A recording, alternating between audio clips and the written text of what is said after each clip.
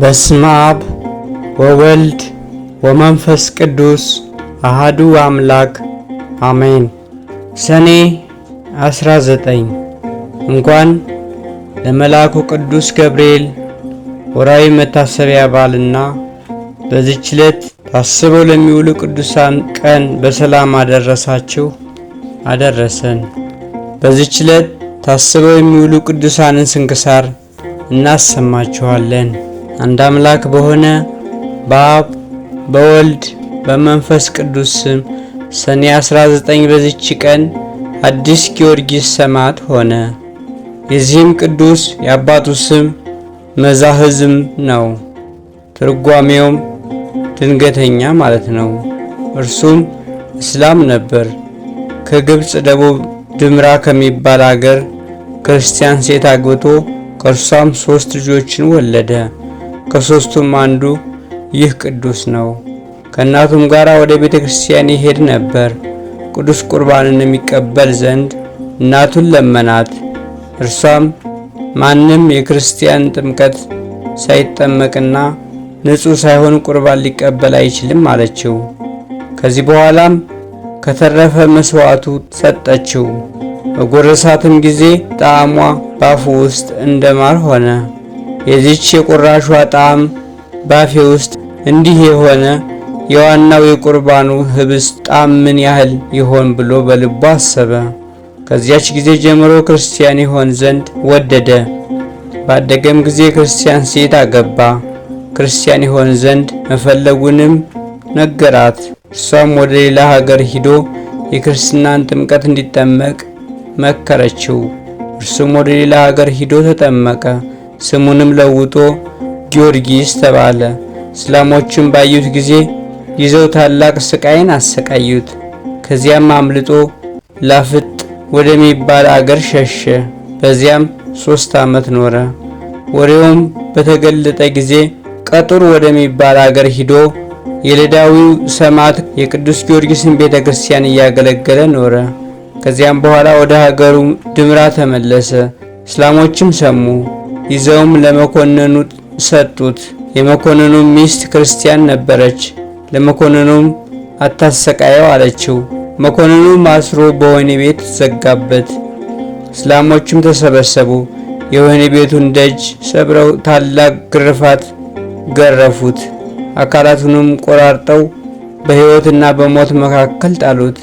ሲነጋም ክርስቲያኖች የሞተ መስሏቸዋልና ሊቀብሩት መጡ። ነገር ግን በሕይወት አገኙት። ከዚህም በኋላ እስላሞች ተሰብስበው ከዚህ ምክርህ ካልተመለስክ እኛ ጽኑ ስቃይ አሰቃይተን እንገድልሃለን አሉት። የመዛህዝም ልጅ የነበረ ጊዮርጊስም ሰማይና ምድርን የፈጠረ የሕያው እግዚአብሔር ልጅ ኢየሱስ ክርስቶስን አልክደውም፣ የፈለጋችሁትን አድርጉ አላቸው። እጅግም ተቆጡ። በመርከብ ምሰሶ ላይም ሰቅለው ታላቅ ስቃይን አሰቃዩት። መኮንኑም ከስቅላት አውርደው በእስር ቤት እንዲያስሩት አዘዘ። እንደዚሁም አደረጉ። ሚስቱም ታጽናናውና እንዲታገስ ታደርገው ነበር። ሰይጣንም እንዳያስተውና የደከመበትን ዋጋ እንዳያጣ በልቡ ወደ ክርስቶስ ያስብ ዘንድ ትመክረው ነበር። ከዚያም በኋላ የእግዚአብሔር መልአክ ተገለጸለትና አረጋጋው፣ አበረታውም። ከሰማዕታትም ጋር እንደ ተቆጠረ በማግስቱ ራሱን በሰይፍ እንዲቆርጡት ነገረው። በነጋም ጊዜ እስላሞች ወደ መኮንኑ ተሰብስበው ጊዮርጊስን ይሰጣቸው ዘንድ ፈለጉ። መኮንኑም የወደዱትን ያደርጉ ዘንድ እንዲሰጧቸው አዘዘ። ከዚህም በኋላ ከእስር ቤት አወጡት። ድምራ በምትባል አገር በከበረ የመላእክት አለቃ በሚካኤል ቤተ ክርስቲያን ራሱን በሰይፍ ቆረጡ። የሰማዕትነት አክሊልንም በመንግሥተ ሰማያት ተቀበለ። ከዚህ በኋላ በዚች ቀንና በዚች ሌሊት በሥጋው ላይ እሳትን አነደዱ። እሳቱ በላዩ ላይ እየነደደ ምንም አልነካውም። ወስደውም በገበያ ውስጥ ጣሉት። ከዚያም አንስተው በባሕር ውስጥ ጣሉት። በእግዚአብሔርም ፈቃድ ወደ ደሴቱ ወደብ ዳር ደረሰ። እናቱም ጠብቀው ነበርና ወስዳ ገነዘችው። ለጥቂት ወራትን በቤቷ ውስጥ ሸሸገችው። ከዚህም በኋላ ውብ የሆነች ቤተ ክርስቲያን ሰሩለት። ሥጋውንም በውስጡ አኖሩ። ከእርሱም ታላላቅ ብዙዎችና ድንቆች ታምራት ተገለጡ። ለእግዚአብሔር ምስጋና ይሁን። እኛንም በጸሎቱ ይማረን፣ በረከቱም ከእኛ ጋር ትኑር ለዘላለሙ አሜን። ዳግመኛም በዚህች ዕለት ሰማዕት በመሆን አባ ብሶይ አኖብ አረፈ። ትርጓሜውም የጠራ ወርቅ ማለት ነው። ይህም ቅዱስ ከድምያጥ አውራጃ ስሟ ባኖስ ከሚባል አገር ከአቅራብ መኮንን ከቆጵርያኖስ ጭፍሮች ውስጥ ከከተማዋ ታላላቅ ሰዎች ልጆች ወገን ነበር። በዚህም ቅዱስ በመኮንኑ ዘንድ ነገር ሰሩበት። ቅዱሱን ክብር ይግባውና በጌታችን ኢየሱስ ክርስቶስ በፊቱ ታመነ። ወደ አንዴናውም ወሰዱት። በመኮንኑ አርያኖስም ፊት ቆሞ በጌታችን ታመነ። አርያኖስም በእርሱ ላይ ተቆጣ። ለአማልክትም ሰዋ አለው። አልታዘዘለትም፣ ስቃዩንም አልፈራም። መኮንኑም ወስዶ ጽኑ ስቃይ አሰቃየው። ከዚያም ራሱን በሰይፍ እንዲቆርጡ ታዘዘ። ወደሚገሉበት ቦታም ሊወስዱት አወጡት። ብዙ ሕዝብ የሚከተሉት ነበር። እነሆ በዚያም የአርያኖስ መኮንን አንበሶች ነበሩ። የሚጠብቃቸውም ሰው ነበር። እነርሱም በብረት ሰንሰለት ታስረው ነበር።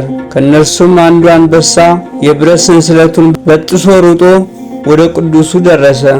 የእግዚአብሔርን መልአክ ቅዱሱን በአንበሳው ጀርባ ላይ አወጣውና አይነ ፀሐይ ወደሚባል አገር እስከሚያደርሰው በረረበት። ቅዱሱ ግን አይኑን ሸፍኖ ስለነበረ ወዴት እንዳለ አላወቀም። በዚያም ራሱን በሰይፍ ቆረጡት። የሰማዕትነት አክሊልንም በመንግሥተ ሰማያት ተቀበለ። ለእግዚአብሔር ምስጋና ይሁን። እኛንም በጸሎቱ ይማረን፣ በረከቱም ከኛ ጋር ትኑር ለዘላለሙ አሜን። በዚችም ቀን 5 ጭፍሮች በሰማዕትነት ሞቱ።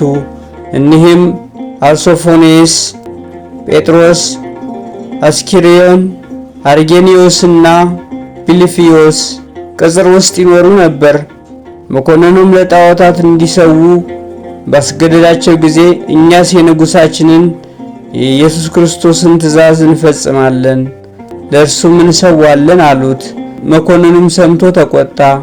በአንድ ቤት ውስጥም እንዲዘጉባቸውና እስከ 2 ቀን እህል ውሃ እንዳይሰጧቸው አዘዘ። ከዚያም በኋላ እንዲያወጧቸው አዘዘ። በፊቱም በቆሙ ጊዜ ለአማልክት ሰው አላቸው።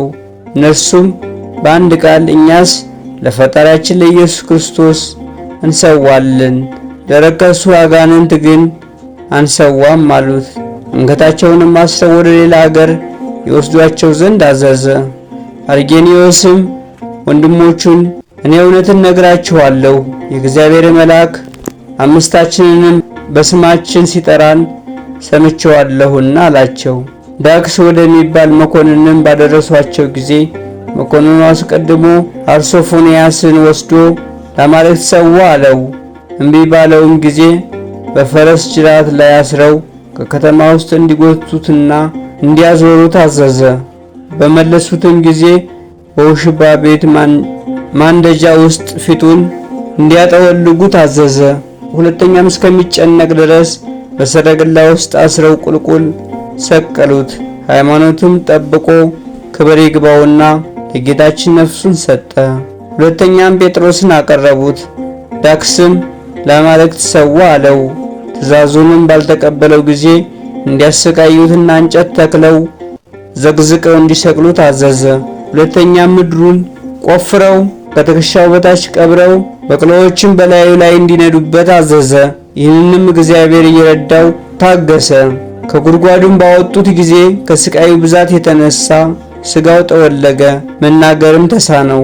በግንድ ውስጥም አስረው ጣሉት። ከዚህም በኋላ አርጌኒዮስን አቀረቡት። ዳክስም ለአማልክት ሰዋ አለው። እምቢ ባለውም ጊዜ እስከሚገድሉት ድረስ ያሰቃዩት ዘንድ አዘዘ። ያለ መብልና መጠጥም በተበሳ ግንድ ውስጥ አስረው ዘግዝቀው ሰቀሉት። ዳግመኛም እስኪሪዮንን አቀረቡት። ዳክስም ለራስህ እዘን፣ በክፉ አሟሟትም እንዳትሞት ለአማልክት ሰዋ አለው። እምቢ ባለውም ጊዜ እንዲያሰቃዩት እንዲሰቅሉትና ስጋውን እንዲሰነጥቁት አዘዘ። ወታደሮችም ተረከቡትና በጽኑ ስቃይ አሰቃዩት። በትዕግስቱ ባሸነፋቸው ጊዜ ለመኮንኑ ነገሩት። በረሃብና በጽም ይሞት ዘንድ በግንድ ውስጥ አስረው በባዶ ቤት እንዲዘጉበት አዘዘ። እንዲሁም አደረጉበት። ደግመው ዲያቆን ብልፍዮስን አቀረቡት። መኮንኑ ዳክስም እንዳትሞት ለአማልክት ሰዋ አለው። ባልሰማውም ጊዜ እስከ ገደሉት ድረስ እንዲያሰቃዩት አዘዘ። ሥጋውን ሰነጣጥቀው በከተማው አደባባይ ጎተቱት። እንጨት ተክለውም ቁልቁል ሰቀሉት። በአንገቱም ከባድ ደንጊያ አንጠለጠሉ። ከሃይማኖቱም ባልተናወጸ ጊዜ በረሃብና በጽም እንዲሞት በግንድ ውስጥ አስረው በላዩ መዝጊያ ሰርተው ዘጉበት። በየዕለቱም ወንድሞች ምዕመናን ከውጭ ሆነው ይጎበኙት ነበር። ጳሄን የተባለው የሰኔ ወር በባተ በ30 ጴጥሮስ ነፍሱን ሰጠ። እርሱንም አውጥተው ደጁን በሌሎች ላይ ዘጉ። የከበረ አርጊዮስም ከ5 ቀን በኋላ አረፈ።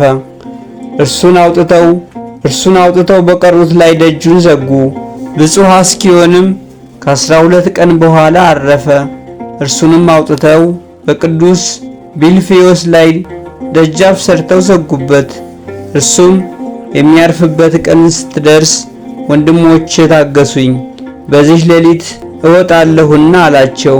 ከ19 ቀን በኋላም በዚያች ሌሊት ነፍሱን አሳልፎ ሰጠ። ለእግዚአብሔር ምስጋና ይሁን። እኛንም በእኒህ ገድለኞች ጸሎት ይማረን፣ በረከታቸውም ከእኛ ጋር ትኑር ለዘላለሙ አሜን። ወስብሐት ለእግዚአብሔር ወለወላዲቱ ድንግል ወለመስቀሉ ክቡር። ይቆየን። የተባረከ ጊዜ ይሁንላችሁ።